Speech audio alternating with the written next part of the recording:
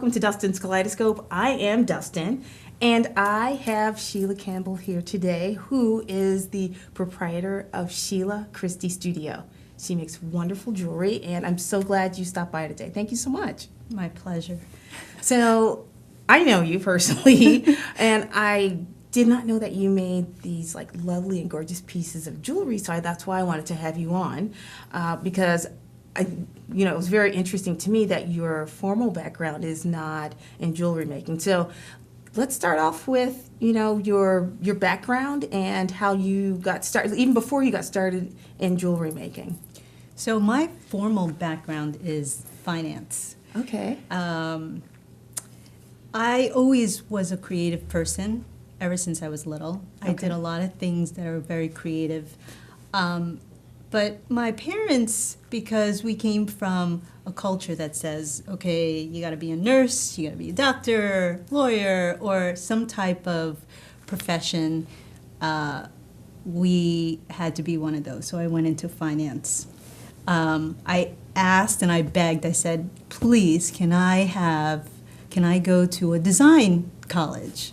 Okay. In Manhattan, and she said no. So that's the reason why I took finance. Oh, okay, okay. 15 years forward, I worked in wealth management. I worked in brokerage places. I got together with a team, and we did great. But there was something really missing that I really loved to do. And so a friend of mine who I worked with, we worked in Rockefeller Center, which was around the corner from the Diamond District. Okay.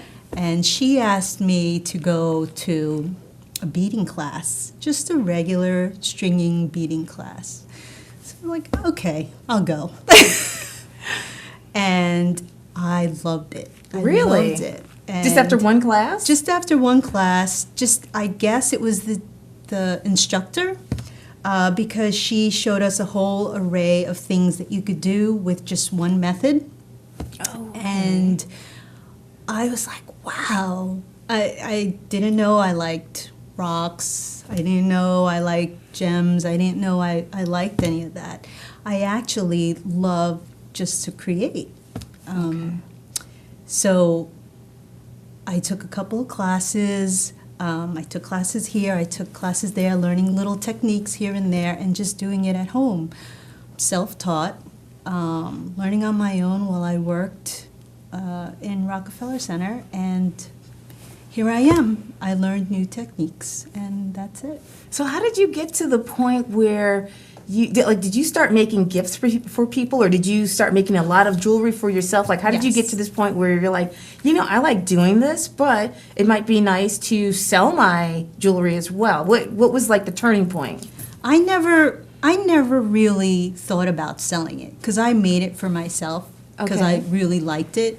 And I would wear it around, and people would ask, hey, that's nice. What do you And I would make it for them, and I would just make it for them, and people would ask, how much would you sell it for? Oh, really? So I never really thought about it.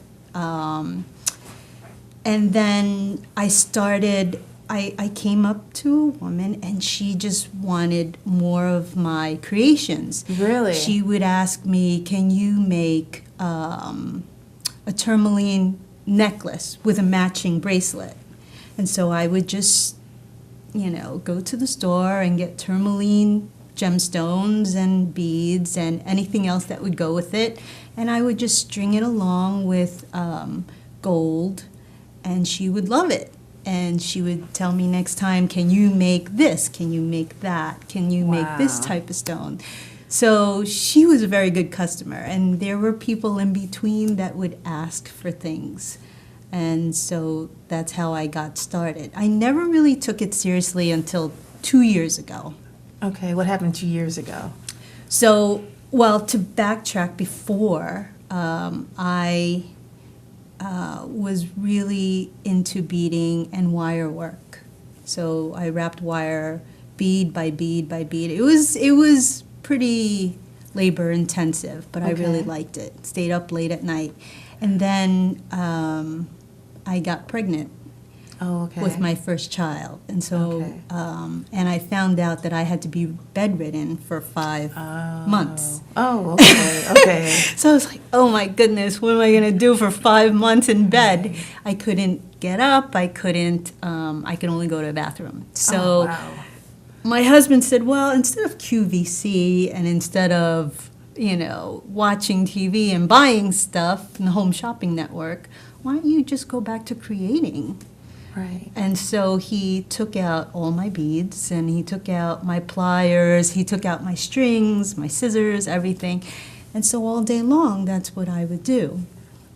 Wow. And it kind of saved me, mentally, kind of saved Right. me in a lot of ways. 'Cause I can imagine that, you're very active and then you're told that you have to stay in bed all day. You have to stimulate your brain somehow. And I'm sure this Right. is like a perfect way to do it. And it was something Right. you enjoyed. Right, right. And yeah, I would order online. It was perfect. It was small enough, it was compact enough, and it was perfect. And my first getting back into everything, my first piece was this wire wrap for my okay. sister. So Beautiful. she asked me to make a rosary for her in black. Okay. And I said, okay. So I spent And a in lot of black, time. do you mean like the stone? Like, was it onyx or do you mean the Yes. metal was? Oh, okay. So it was onyx, it was black obsidian, it was crystals, it was Wow. pearls, it was everything that I could find. Okay. Because it's my sister, I wanted to make it special for Right. her. And, that's how I got back into everything again. And then somebody saw that and wanted the turquoise. And people saw that, and it was like a, Sort of like rolling a- effect. Okay, okay. And then people started giving it for their 50th anniversary. Oh, and that's so nice. yes. So like And very special occasions. Yes, for Okay. pearls and for all kinds of to mark special events in their lives.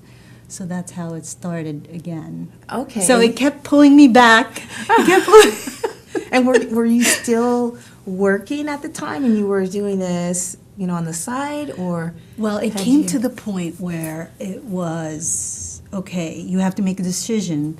Now that the baby is born, you either come back to finance or we have to find somebody else because they saved this position for me. Oh, I see. Okay. So I was caught in a little bit of a rough spot there. Of course, because I studied most of my life doing that. And I just didn't want to go back. Okay. I didn't want that empty feeling again. Right. So I said, okay, I'm going to stay home. I'm going to take care of the kids, and I'm going to see what I could do with it. Okay. So I just kept making and forging through and taking classes and keeping my interest going because, there's always a new method. There's always news about it. There's all different avenues that you could get into jewelry, whether it's metalwork, beading and stitching and, just everything. And so you're continually like educating yourself on the whole Yes. process. Yes. So I'm curious how you went from the like the beading to like the precious and semi-precious stones. Like, was that a big leap, or because when you went to the beading class, I take it you weren't dealing with No. yeah. So how did It got that? expensive. Yeah. It was an expensive hobby. Oh. Okay. But you had That's custom how I jewelry. supported myself. Yeah. Right. So, yeah, my first customer that was very, very good, the person that said, okay, I want you to start making precious, semi-precious stones, like the tourmalines and, the topazes and the citrines, the really nice ones. Uh-huh. She got me into that because I was just buying cheaper stones. So she actually got me into that and started saying, okay, and I got involved because I wanted to learn more about the stones. Oh, okay. So that's what happened. And then when I was doing the wire work, I really liked to incorporate those types of stones in there, just so that way it feels a little bit more special Okay. to the person that's wearing it. And is it a totally different technique? I know the second half of the show, you're going to show us some of the tools that you used to create the jewelry that you make. But is it is wire wrapping totally different? Is that a totally different technique than using, a technique that would use more of the semi-precious or precious stones, or it doesn't really matter? Well, the wire wrapping is a way to create the chains right here. So each bead here is made by hand. Okay. Sort of like a chain. Okay. And that's using the semi-precious stones. Okay. But what I do now with metal work is that I take the precious metal stones and I use metal to sort of create the rings like this, putting prongs in there to set the stone in and polishing the metal, and it's really labor intensive now. Wow. Yeah. And that's because you have moved on to the metal, which Right. makes it much more Right. time intensive. Right. Okay. And And it it's gives- beautiful. And It's it gives you a lot more freedom as far as creativity. really. It does, because when you just do the wire work, you're kind of limited to designs, versus if you start carving your own designs in wax to cast in metal, Which is what you a have to whole do? different thing. Oh.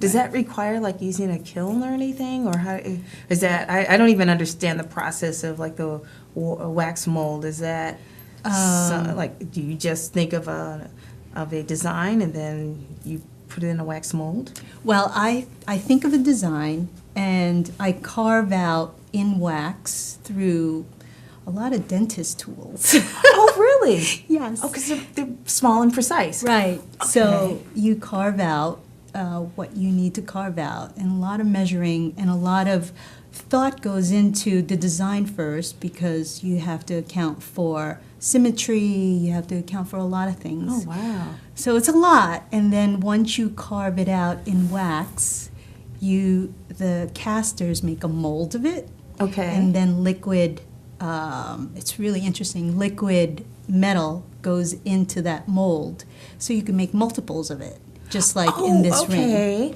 So so the mold will, whether it's silver or 14 Yeah. karat gold or 24, it doesn't Yes. matter. It The doesn't mold will matter. stand up to that. Okay. Okay. So it's really cool, and it gives you so much more ways to design things, and you're not as limited. Oh, wow. Yeah. And That so is- there's a whole new thing now going on with 3D CAD and 3D, Okay. and you've done Yes. 3D printing too. Right. Oh, so you can use that So you can in- use that too in your designs. Okay. So it's really taking on a whole new level with jewelry designs now. That is so interesting. You know what? We have about 30 seconds left. So we're going to, on the second half of the show, we're going to set it up so that you can show us your individual pieces so we can get a closer look. And I also want you to show us, some of the tools that you use, since we've touched on it right now. But we'll be back in a few moments. This is Dustin, Dustin's Kaleidoscope, and we'll be back in a moment.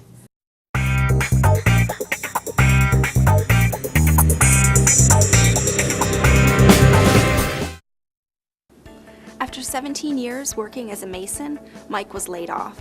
I met him when he came into the library looking for help. He found a job opening, but the application was only online.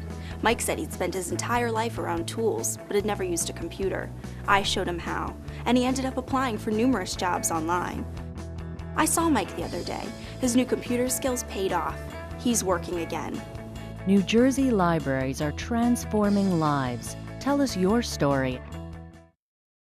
Hi, welcome back to Dustin's Kaleidoscope. I am Dustin, and I am here with Sheilah Campbell of Sheilah Christi Studio. And the first segment, we talked a lot about her background and how she got started in designing jewelry. And now we're going to look at some of the jewelry more closely, and also some of the tools that actually help you create the design. So let's get started with the tools, because before you can make the jewelry, you obviously have to design it. So maybe you could tell us a little bit about what's over here and how you use some of these things.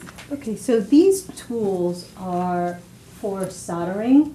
and for fabrication, which means that you take pieces of metal like this is a metal tube, and this is just a metal sheet, and you form it in ways, different ways, and you sort of combine it together by fire and solder. Okay. This is my very first piece for my child. I was just playing around. It was her lucky penny, and it took a couple of these, and you had to really make the metal soft. What is this metal? This is sterling silver, Oh, okay. and this is just gold filled. Okay. And you would have to melt the metal so that way it forms and it's soft enough so it can form that way. And what do you use to melt the metal? I use a torch, a butane Okay. torch. Okay. Um, And this is why you have the goggles, I take it. yes, safety is always a big thing. Yeah. Yeah. So I have goggles. This is this is for close-ups. When you Oh. set gemstones or you do anything up close, this is an optivisor. Okay.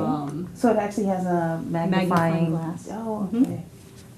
And then to form it, we use all types of different hammers. This is just a regular cowhide hammer.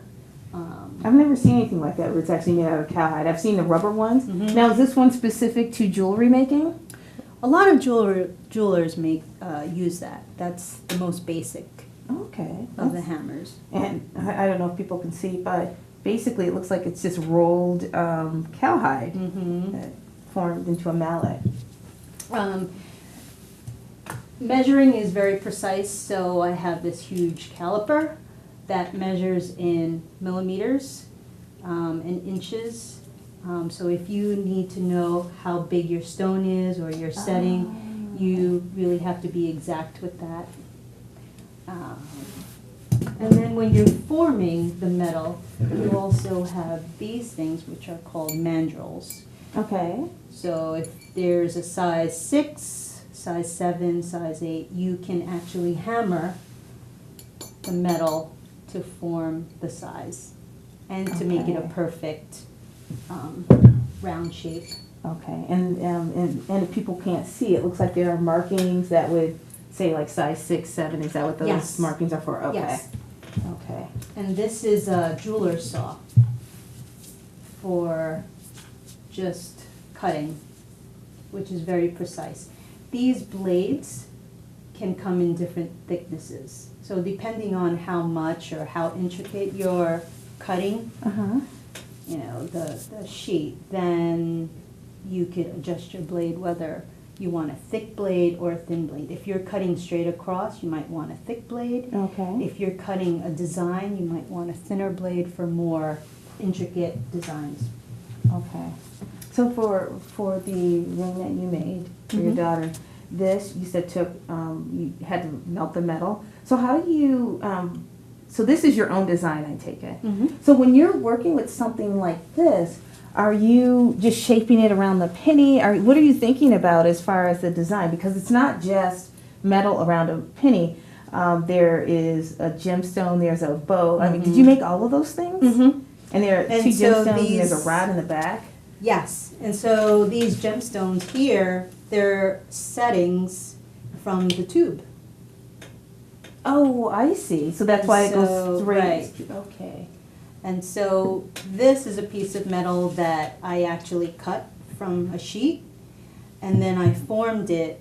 I melted the metal so it becomes soft, and I bended it so it becomes like a little ribbon, and Oh, I wow. soldered everything together. Wow. She doesn't wear it though. It's her lucky penny. She Yeah. just wants to make sure she doesn't Yeah. lose it. That's what it is. Yeah.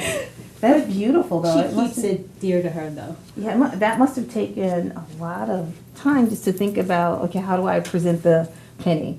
One thing that we didn't talk about during the first segment was your designs that you create. What is the inspiration behind them? How do you determine what you're going to make? So I am inspired, and this is what's really, really cool, and this is why I love designing. I'm inspired of the people that I meet Okay. I meet a lot of women that are very strong and that are very cool, they're very open, they're all different types of personalities. I'm inspired by them, I'm inspired by music sometimes. Okay. So sometimes when I hear dark music or I hear, I don't know if you know Evanescence, I love Oh, yes. Evanescence. Yes. I create things that I'm in the mood for, like Oh, that's beautiful. This one. That's amethyst? it's an amethyst. So it changes my mood, but always keeping the same aesthetics, which is always modern. Oh, okay. Modern, and I'm always trying to think of who's gonna wear this, who's gonna like it, who's gonna wear it. So my inspiration comes from people that I meet, music. It comes from gemstones that I only go to trade shows for gemstones, and I will Okay. only go to certain suppliers for gemstones because they're reputable. They're in associations where they can. They're very Yeah, reputable. they're well known, Right. and people go to them, I guess, Right.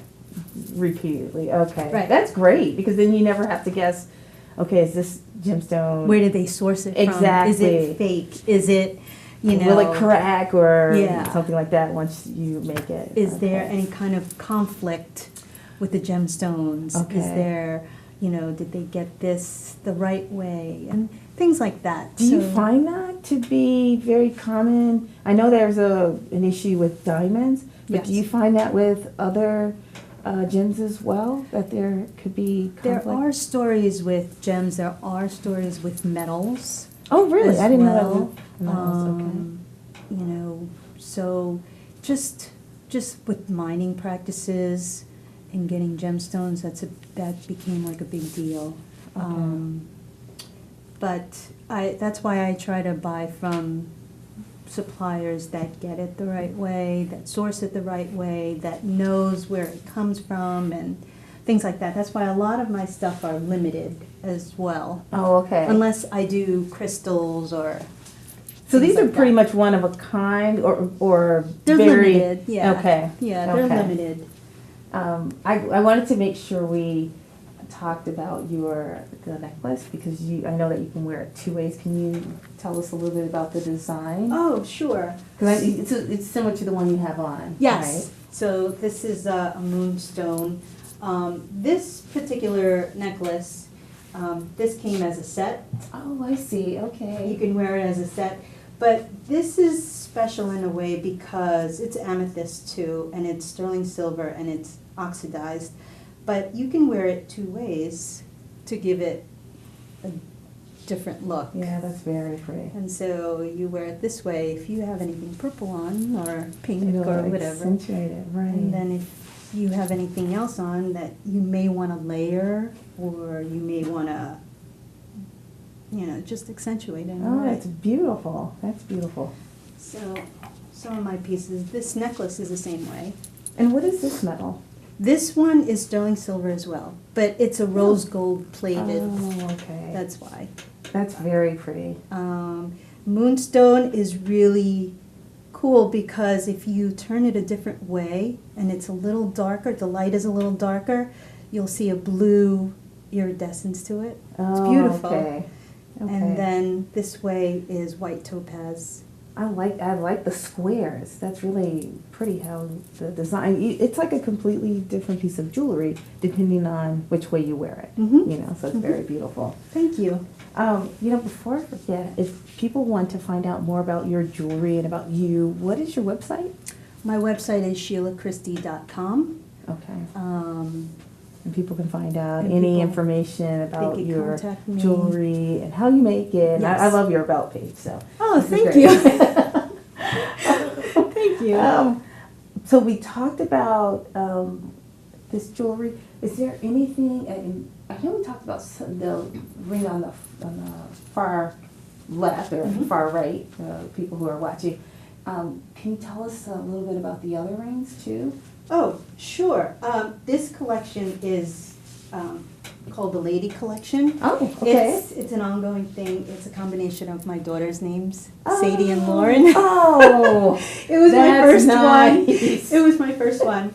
But it's special because this is my first piece that I actually had 3D CAD done. Oh, okay. And we were talking about that earlier in the first segment. Yes, I had a big problem. So if we come over here, this is I had a design made for 3D CAD for this setting, which Okay. is one of these. Okay. And I actually took the setting off and made it into two pieces. Like that. So the shank would be here, and then the setting would be here. Now, what was the purpose of separating them? The purpose of that was then to reinvent it in all different ways. Oh, I see. So I would solder, I would take something modern in a 3D, in CAD design, Uh-huh. and I would actually shape it and solder it to my design. Instead of the static, you called it the shank, and then the Right. part where you have the two gems. Right. So this way you have this. So I had this. Very nice. And I also made this from the same particular shank. I actually cut that in half and soldered the ends together. Oh, that's I like that. Took this and I made sort of a bracelet ring. With a ring. Oh, Yes. nice. So So it's like endless. Like as Right. long as you have the imagination Right. and the materials, you can really make a lot of different designs. And you know, we're almost out of time. We have like a minute left. oh my God. That was fast, Okay. right? Yeah. I want to make sure I covered everything. Is there anything else that we should know about you or jewelry design? You know, I just really thought the older I get, I feel like you have to follow and do what you really like to do, Okay. provided there's means. Right, right. But I think it's really important. I think it's important for your kids to see that as well. And just the mere fact of starting this business, it actually translates to them like, oh, Mommy, what do you think we could do with this one? What do you think we could do with that one? So I think in that way, even if this never takes off, or even if it does, in some way, shape, or form, it always, reflects back to them in some way. That's great. That's a wonderful thing to leave us with, because I think that's always important to like sort of mimic and show other, like especially younger people what we are doing. So thank you so much for being here and sharing all of your lovely jewelry and the designs and how you make them. This is Dustin's Kaleidoscope, and we will see you next time. Bye.